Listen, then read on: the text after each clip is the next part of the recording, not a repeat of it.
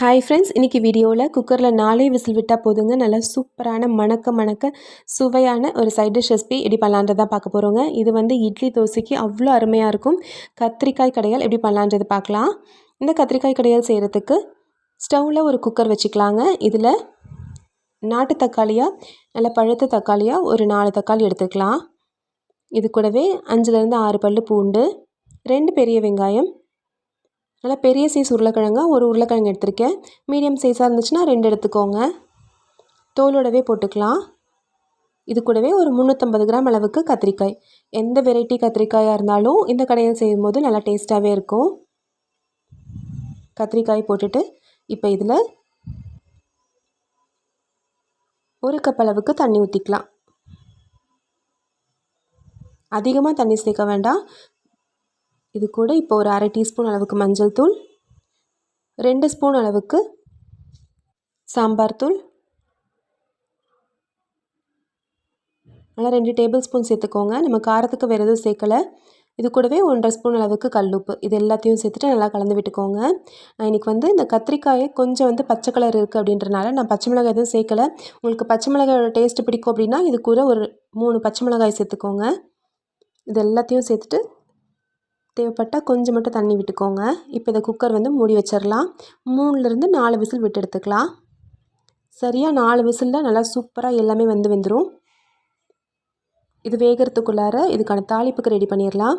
ஸ்டவ்வில் ஒரு சின்ன வாணலி வச்சு ஒரு 1.5 ஸ்பூன் அளவுக்கு எண்ணெய் விட்டு, எண்ணெய் சூடானதும் அரை டீஸ்பூன் அளவுக்கு கடுகு, கொஞ்சமாக நறுக்கி வச்சுருக்க வெங்காயம், சின்ன வெங்காயம் சேர்த்திங்கன்னா ரொம்பவே டேஸ்ட்டாக இருக்கும். 3 காஞ்ச மிளகாய் கிள்ளி போட்டுக்கலாம். அரை டீஸ்பூன் அளவுக்கு பெருங்காயத்தூள், கொஞ்சமாக கருவேப்பிலை, இது எல்லாத்தையும் போட்டு நல்லா வந்து வதக்கிக்கோங்க. நல்லா வதக்கிட்டு ஒரு பக்கமாக எடுத்து வச்சுக்கோங்க. குக்கர் விசில் அடங்கி வந்ததும் நம்ம வதக்கி வச்சுருக்கிறத போட்டு ஒரு கொதி விட்டோம் அப்படின்னா நல்லா சூப்பரான சைட் டிஷ் மணக்க ரெடி ஆயிரும். கத்திரிக்காயோட டேஸ்ட்டு பிடிச்சவங்களுக்கு இந்த கடையில் ரொம்பவே பிடிக்குங்க.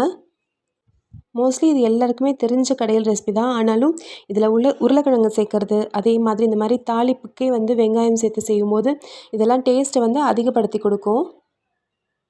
இது நீங்கள் மத்தியானத்துக்கு சாப்பாடுக்கு செய்கிறதா இருந்துச்சுன்னா இதில் கொஞ்சமாக புளி வந்து கரைச்சி ஊற்றிக்கிட்டிங்க அப்படின்னா மத்தியான சாப்பாடுக்கு கூட அவ்வளோ டேஸ்ட்டாக இருக்கும். டிஃபனுக்கு இட்லி தோசைக்கு அப்படின்ற போது உங்களுக்கு வந்து புளி தேவையில்லை. இதுவே நல்ல ஒரு டேஸ்ட்டு கொடுக்கும். இப்போ பாருங்கள், விசில் நல்லா அடங்கிருச்சு.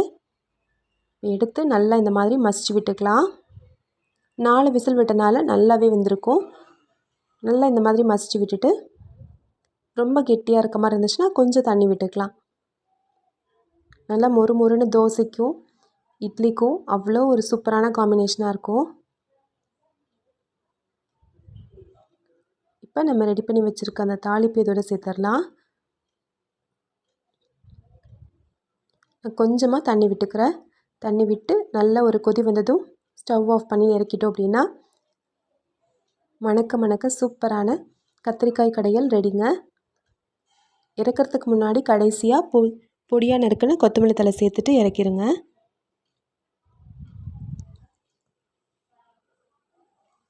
இதே அளவுகளில் இதே மாதிரி நீங்களும் ட்ரை பண்ணி பாருங்கள். கண்டிப்பாக எல்லாருக்குமே ரொம்ப பிடிச்சிருக்கும். காலையில் இதை செஞ்சு வச்சிட்டிங்க அப்படின்னா நைட்டு வரைக்குமே இதுவே வந்து அவ்வளோ டேஸ்ட்டாக இருக்கும். நல்லா கொதி வந்துருச்சு. இப்போ நம்ம ஸ்டவ் ஆஃப் பண்ணிவிட்டு இறக்கிடலாம். நான் இன்றைக்கி இட்லியோடு சர்வ் பண்ணியிருக்கேங்க. நல்லா பூ போல் சாஃப்டான இட்லிக்கு இந்த கடையில் வச்சு சாப்பிடும்போது அவ்வளோ டேஸ்ட்டாக இருக்கும். எப்போயுமே இட்லி தோசைக்கு நம்ம சாம்பார் சட்னி இதே செய்கிறதா இருந்துச்சுன்னா ஒரு தடவை கண்டிப்பாக இந்த மாதிரி மாற்றி செஞ்சு பாருங்கள். எல்லாருமே விரும்பி சாப்பிடுவாங்க. இந்த ரெசிபி உங்களுக்கு பிடிச்சிருந்துச்சுன்னா நம்ம சேனல் ராகாஸ் கிச்சனில் ஒரு லைக் கொடுங்க. ஃப்ரெண்ட்ஸ்க்கு இந்த வீடியோவை ஷேர் பண்ணிக்கோங்க. நம்ம சேனலை சப்ஸ்கிரைப் பண்ணி வச்சுக்கோங்க. தேங்க்யூ.